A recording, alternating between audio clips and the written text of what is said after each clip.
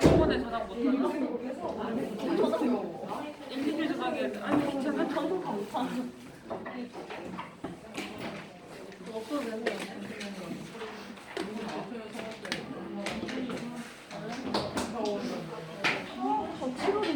자, 계속 할게요. 빨리 한번 해봅시다. 자, 일단 질병의 원인을 찾아내는 과정에 대해서 좀 설명을 드릴게요. 우리가 이제 요새는 뭐 어떤 질병이 발생하면 아 이거는 세균 아니면 바이러스가 원인이겠구나 해갖고 연구를 통해서 밝혀낼 수 있죠. 코로나도 그렇게 밝혀졌고. 근데 옛날에는 그런 게 없었단 말이에요. 그러니까 바이러스나 이런 뭐 세균 같은 미생물의 개념이 없었을 때가 있었어요. 그래서 사실 처음에는 반복되는 관찰을 통해서 질병의 원인을 파악할 수 있는 거죠. 자꾸 맛이 이상한 우유를 먹었더니 설사를 하게 된다. 그러면은 설사의 원인이 상한 우유에 있는 뭔가 있겠다라고 생각을 하는 거죠. 그런 식으로 되면서 일단은 뭐 원인을 구체적으로 밝히진 못했지만 상한 우유를 먹으면 안 된다 이런 것들이 이제 학습이 되는 거죠. 자, 역학은 이런 식으로 원인을 규명을 하고 자 이제는 어떤 식으로 예방을 할 것인가 그런 수단을 발전시키고 실행시키는 거예요. 그래서 우유를 그럼 냉장 보관하고 상한 거는 먹지 말아야겠다. 그래서 지금은 뭐 이런 수준에서 그치는 게 아니죠. 어떤 괴질이 돈다. 그러면은 거기 이제 원인체를 분리를 하는 거죠. 보니까 이 코로나가 원인체다. 자, 그러면은 앞으로 어떤 식으로 예방을 할 것인가? 원인이 이제 규명이 됐으니까 어떤 식으로 예방을 할 것인가? 이제 그런 것들에 있어서는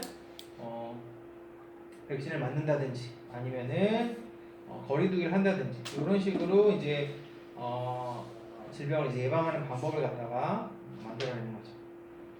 자, 질병의 원인을 찾아내는 데 있어서 중요한 것 중에 하나가 이 코우의 가설이라는 게 있어요. 코우의 가설이라는 거는 뭐냐면은 이 코우라는 사람이랑 또 이제 여러분들 파스테르 우유 알죠? 그래서 파스테르라는 사람이 있어요. 그 사람이 이제 현대 이런 미생물의 어떤 발달에 미생물학의 어떤 발전에 어떤 굉장히 지대한 공헌을 많이 했어요. 그래서 코우 같은 경우는 코우의 가설이라는 걸 만들었는데 이게 뭐냐면은 자, 어떤 질환과 그것의 원인이 되는 미생물 간의 관계를 확립시키기 위한 네 가지의 간단한 기준을 일컫는다. 로베르트 코우는 이 가설을 탄저와 결핵의 병인학적 사실을 규명하기 위해 적용했다. 자, 탄저라든지 결핵 같은 질병이 발생을 해갖고 사람이 죽고 막 동물이 죽는 그런 상태가 나와요. 그럼 아직 원인규를 잘 모르겠어요. 그 원인규를 찾아내기 위해서 이런 가설 같은 거를 이제 설정을 해가지고 원인균이랑 질병이랑 상관관계를 분석합니다. 자, 네 가지로 구성이 됩니다. 첫 번째는 동일 질병을 가진 한 축은 모두로부터 동일한 세균이 분리가 돼야 된다.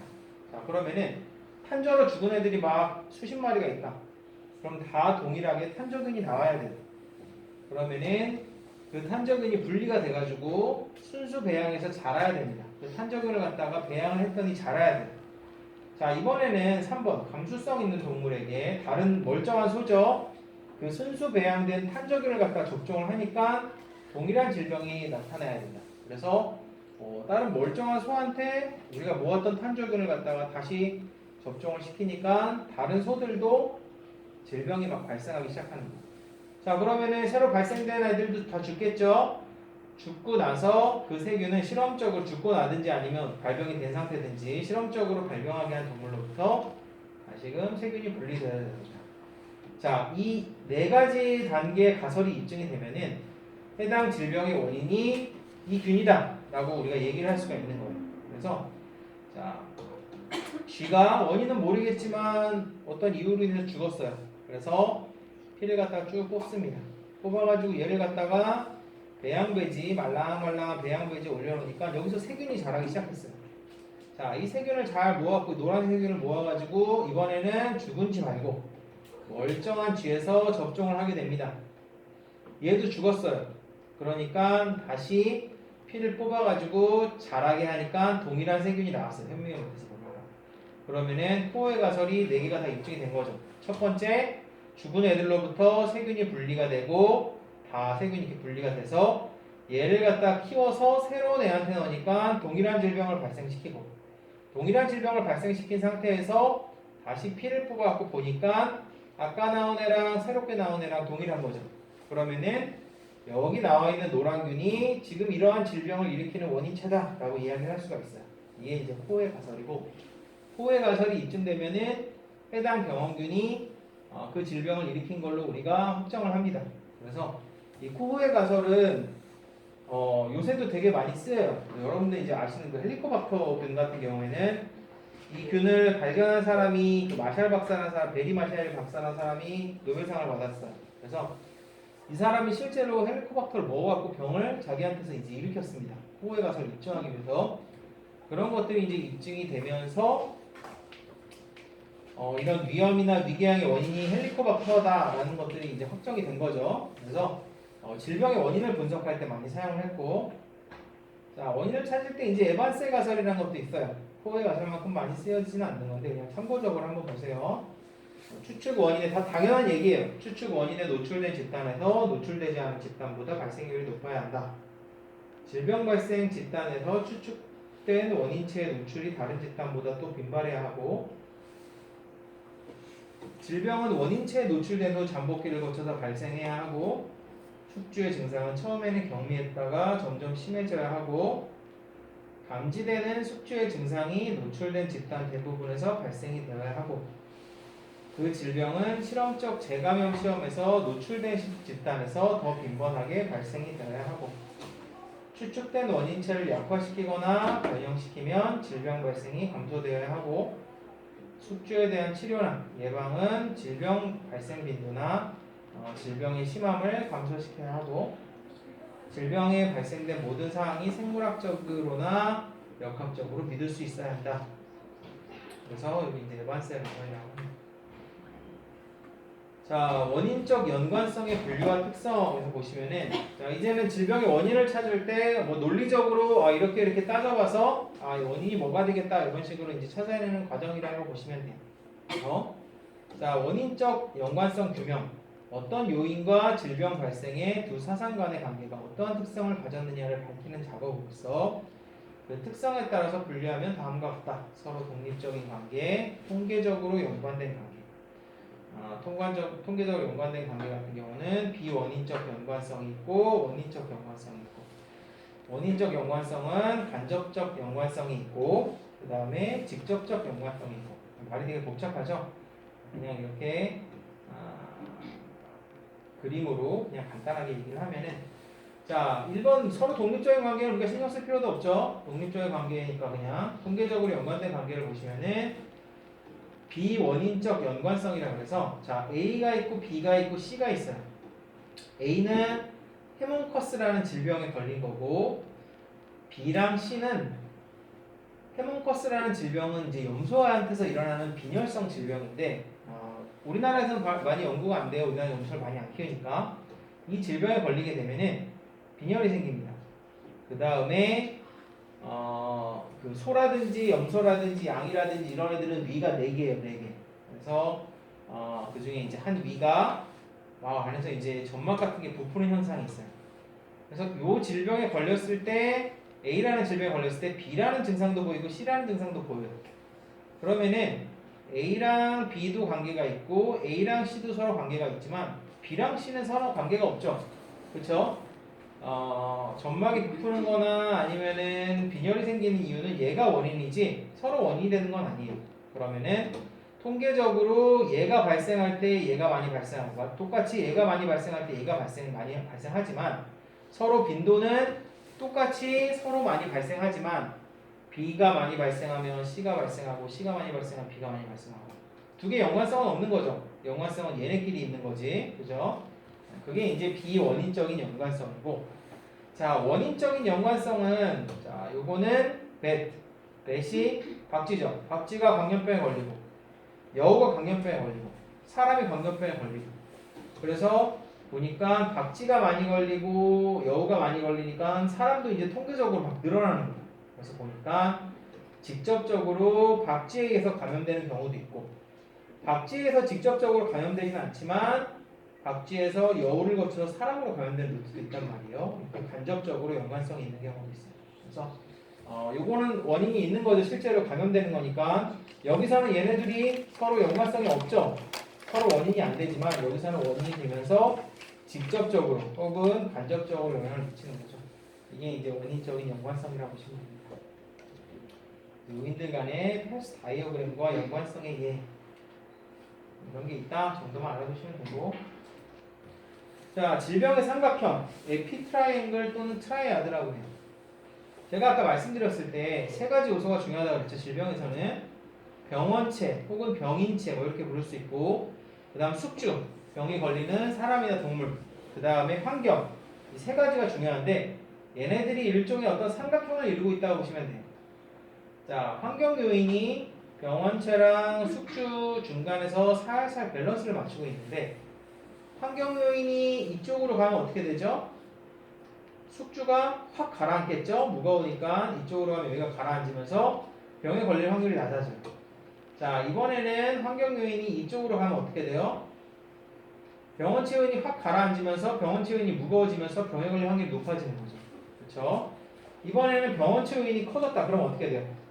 얘랑 얘 관계없이 병원체가 무거워지니까 밑으로 떨어지는 거죠. 질병이 발생될 확률이 더 높고, 숙주 요인이 커졌다. 자, 숙주 요인이 커지면 어떤 게 있겠어요? 무거워진 거는 면역력이 강해졌다든지 백신을 맞았다든지 그런 것들이 있으면은 숙주가 밑으로 가라앉는 거죠.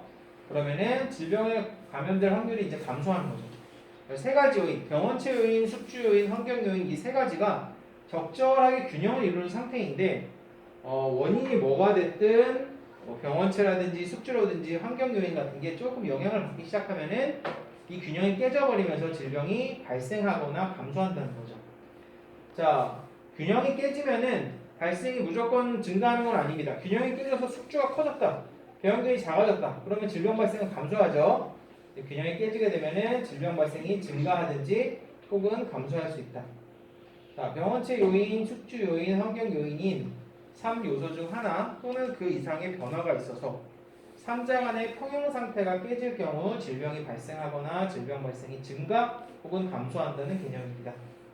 병원체 요인 같은 경우는 해당 세균이라든지 바이러스가 외계에서 생존하거나 증식하는 능력, 숙주로 침입하는 능력, 질병을 일으키는 능력, 전파 능력 같은 것들이 있고, 숙주 요인은 생물학적 요인,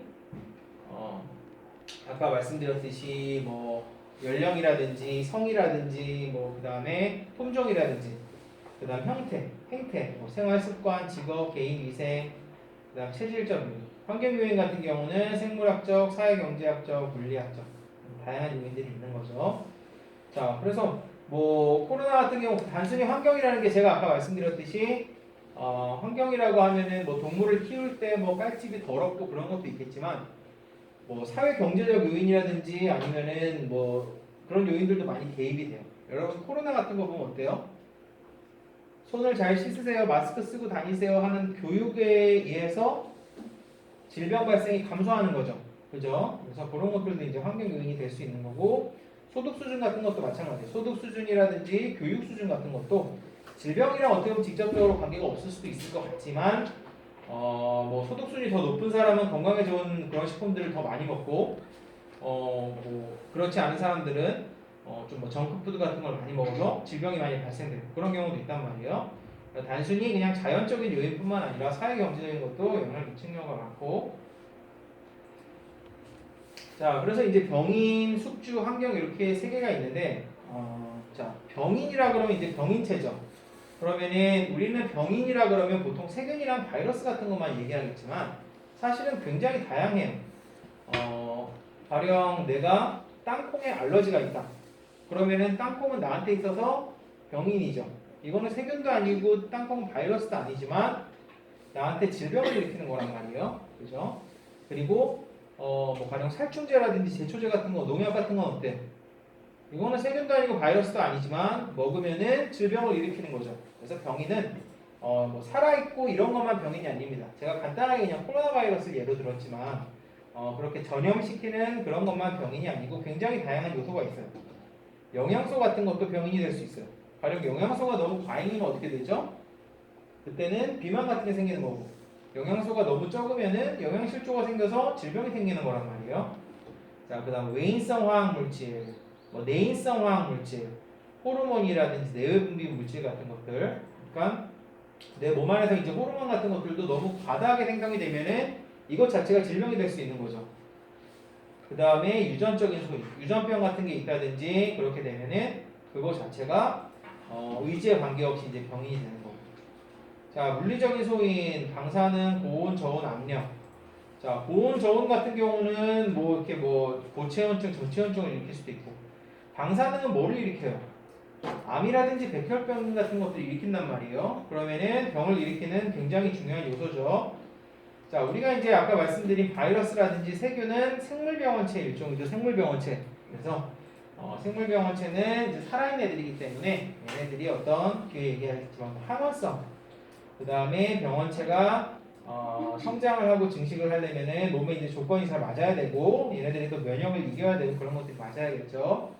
그 다음에 치료제가 이제 들여올 텐데 화학적 또는 항생제 치료약에 대해서 어떤 감수성이냐 내성이냐 이런 것들이 있는 거에 따라서 조금씩 또 달라질 수가 있어요.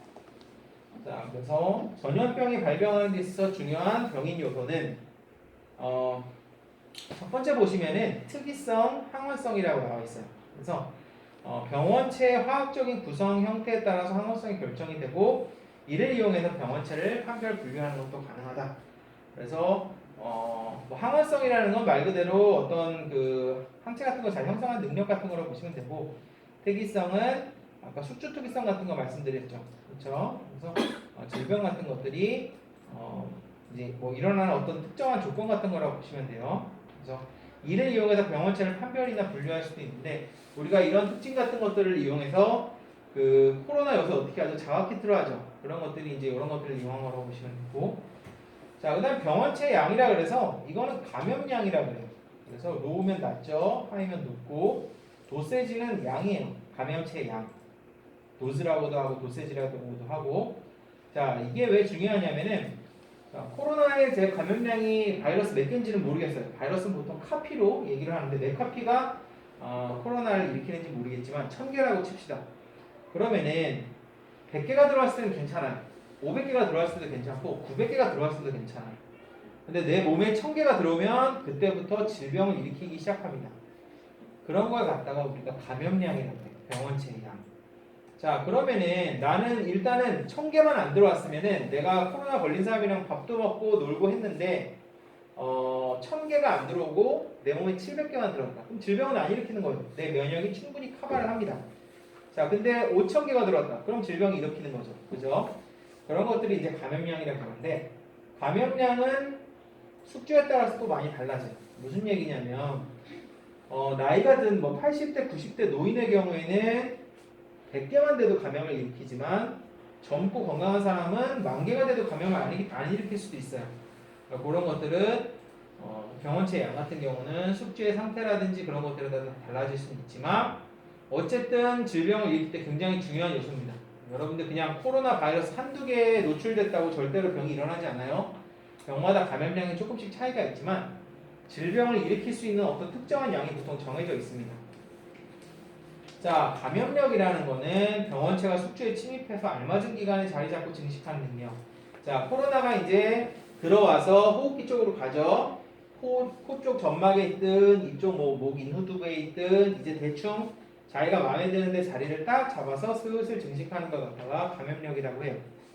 자, 발병력은 뭐냐면은 병원체가 감염된 숙주의 현성 질병을 일으키는 능력인데 감염력이랑 발병력이 어떻게 다르냐면 여러분 몸에 코로나가 들어와가지고 내가 남들한테 뭐 전파를 한다든지 뭐 그런 것들이 있을 수 있죠. 그런데 질병은 안 일으킬 수도 있단 말이에요. 그러니까 감염이 됐다 그래서 발병이 되는 건 아니에요. 요새 뭐 코로나 무증상자 있다 그러잖아요. 그것처럼 감염력은 말 그대로 나한테 이제 감염을 시키는 거고 발병력은 내가 감염이 돼도 발병이 안 될 수도 있어요. 그래서 실질적으로 열이 나고 뭐 몸이 아프고 근육통이 있고 이런 질병을 일으키는 능력이 발병력이라고 보시면 됩니다. 무증상자 같은 경우는 감염은 된 상태지만 발병은 안 된 상태죠. 그죠? 자, 동력은 그냥 간단하게 얘기하면 얼마나 독성이 있나, 얼마나 센가 그런 거라고 보시면 돼요. 동력이 셀수록 숙주가 죽을 확률이 높죠. 동력이 약할수록 쉽게 그냥 넘어갈 확률이 높죠. 살짝 앓고. 자, 외계에서의 생존 능력은 말씀드렸듯이 바이러스 같은 경우는 외계에서는 증식이 안 되죠. 그렇죠? 다만 외계에서 어느 정도 생존할 수 있다고 그랬어요. 그래서 바이러스 같은 경우는 좀 약한 편이에요. 숙주 내에서 다량 증식하는 편이고 외부로 나가면은 아무래도 좀 약해지는 편인데 스포가 뭐죠? 아포죠, 아포. 아포를 형성하는 애들은 어때요?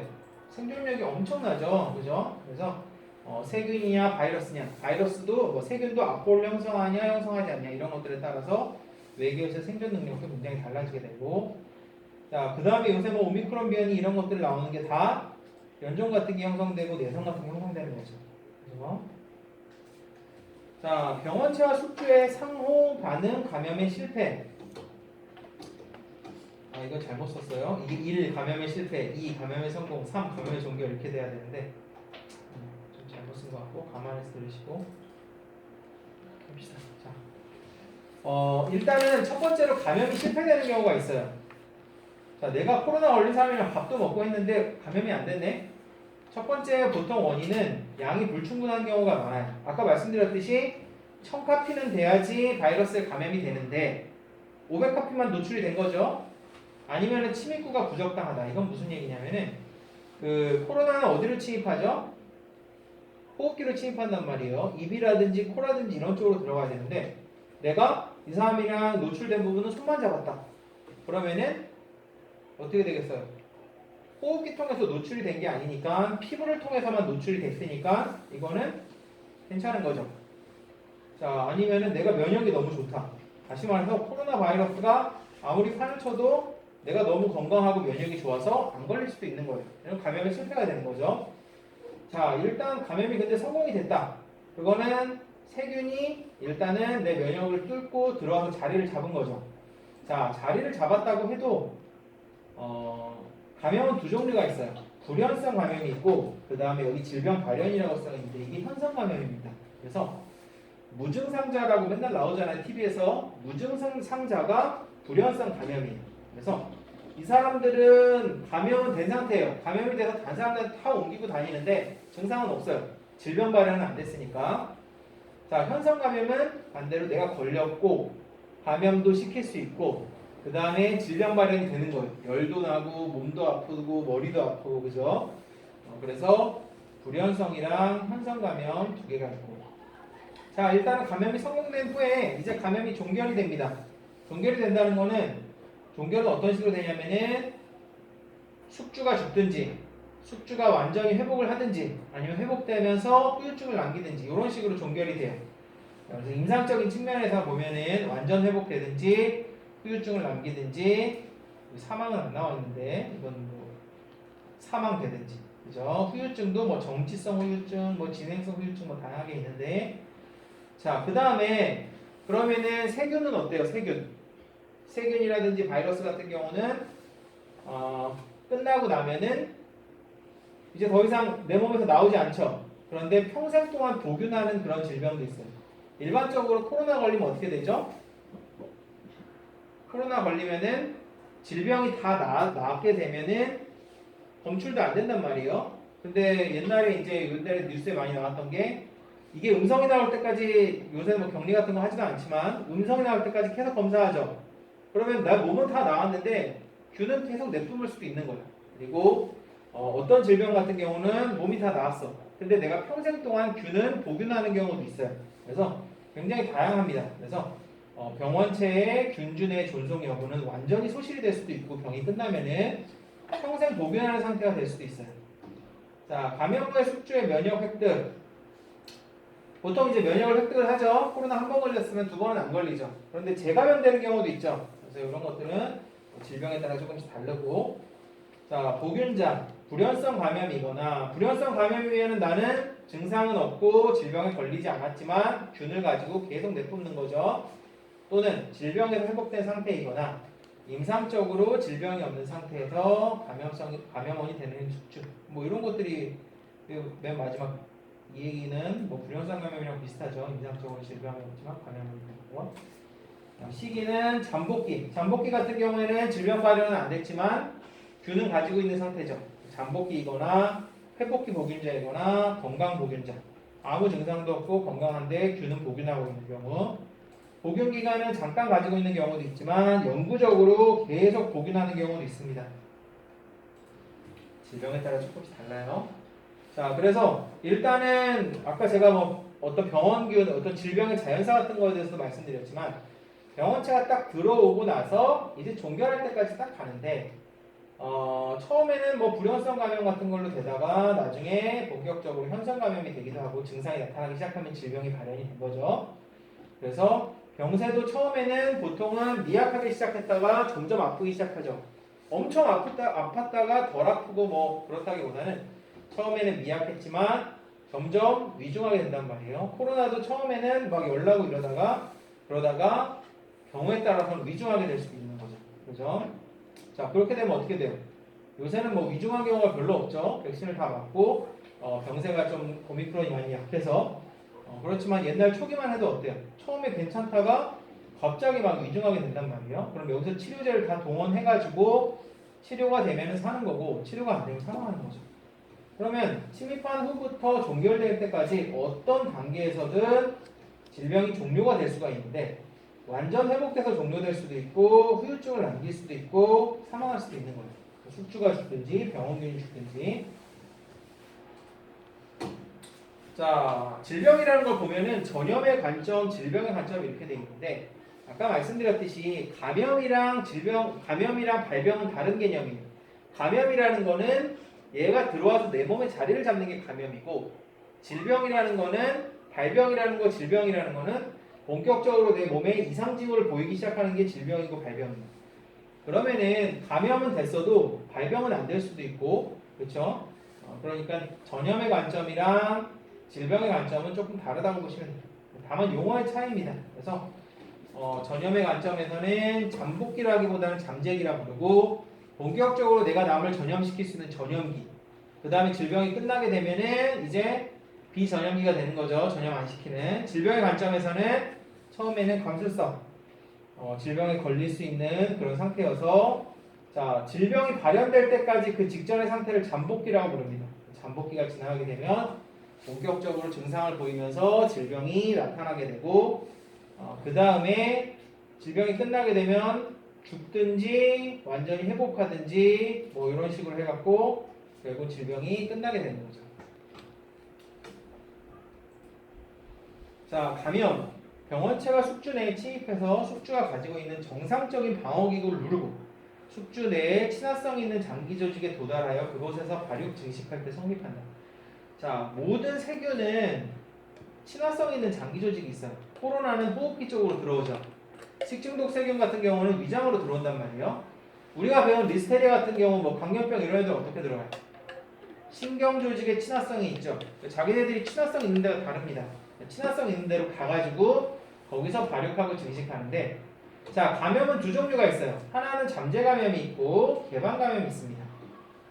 잠재 감염은 레이튼트, 그 다음 개방 감염 패턴트 이렇게 되는데 이건 명백하다는 뜻이고 이건 숨어있다는 뜻이에요. 무슨 얘기냐면은 자, 여러분들 이제 피곤하면은 입이 헌단 말이에요. 입이 허는 원인은 허피스 바이러스가 원인이에요. 허피스 바이러스 같은 애들은 평소에는 여러분들의 신경절에 숨어 있다가 숙주의 면역이 약해지고 숙주가 좀 피곤해하는 것 같다 그러면 튀어나옵니다. 그죠? 그래서 병원체가 숙주 체내에 존재하면서도 숨어있어 발견할 수 없는 감염상태예요. 평소에 튀어나오기 전에 신경절에 숨어있을 때는 있는지 없는지도 몰라요. 그런 게 잠재 감염이에요. 자, 개방 감염은 병원체가 숙주 체내의 기도 분비물이나 분변, 혈액 조직 등에서 발견된 상태.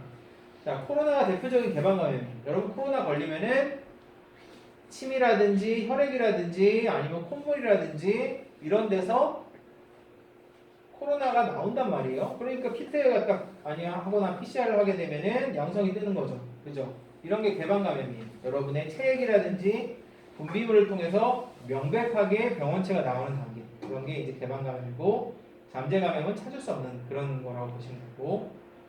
자, 발병은 말 그대로 병이 발생되는 거예요. 병이 발생되려면 증상이 있고 어떤 안 좋은 증상 같은 게 나타나는 거죠.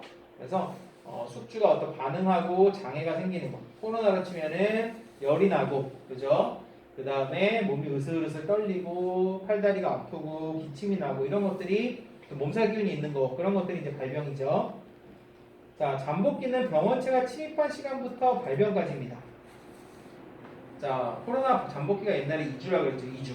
그러니까 코로나에 감염되고 나서 본격적으로 내가 막 몸이 으슬으슬 떨리고 아프고 할 때까지의 기간이 잠복기가 된다.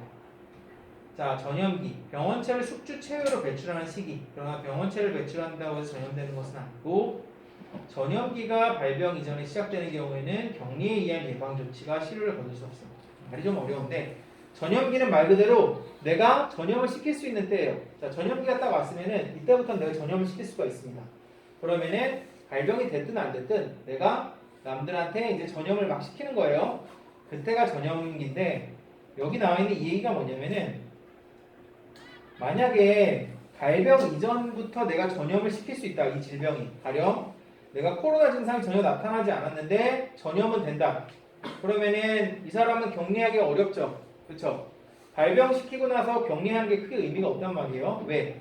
발병하기 전에 이미 다 전염시키고 다녔으니까. 그래서 옛날에 여러분 기억하실지 모르겠는데 코로나 초기에 뭐 1번 감염자가 뭐 2번 감염자가 누구누구 만나고 막 그런 거 우리가 다 따졌죠. 그렇죠?